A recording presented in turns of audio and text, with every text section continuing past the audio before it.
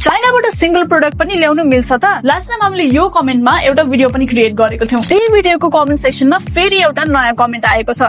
हेरौँ है त के भन्नु भएको छ। अर्जुनजीले सोध्नु भएको छ, चाइनाबाट क्यामेरा पनि आउँछ त? हजुर, हामीले पहिला पनि तपाईहरुलाई भनेको थियौ चाइनाबाट हजुरले एउटा सिंगल प्रोडक्ट ल्याउनु सक्नुहुन्छ, बट मेक श्योर कि तपाईको प्रोडक्ट साइजमा अलिकति ठूलो, भोल्युम अलि धेरै छ, जसले गर्दाखेरि तपाईको सामान चाइना टु नेपाल आउँदाखेरि मिसप्लेस अथवा ड्यामेज हुने चान्सेस कम हुन्छ।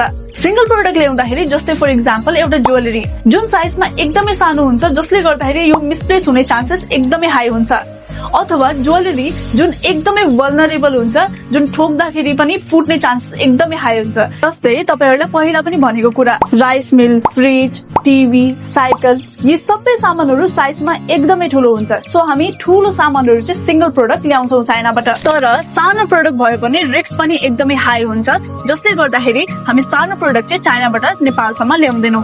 तर इन योर केस तपाई क्यामेरा ल्याउन चाहनुहुन्छ, यस हामी क्यामेरा चाहिँ चाइनाबाट ल्याइदिन्छौं तपाईको लागि। सो थप जानकारीको लागि स्क्रिनमा दिएको नम्बरमा सम्पर्क गर्नुहोस्, अथवा फास्ट कम्युनिकेसनको लागि हजुरले हाम्रो इन्स्टाग्राममा पनि मेसेज गर्न सक्नुहुन्छ।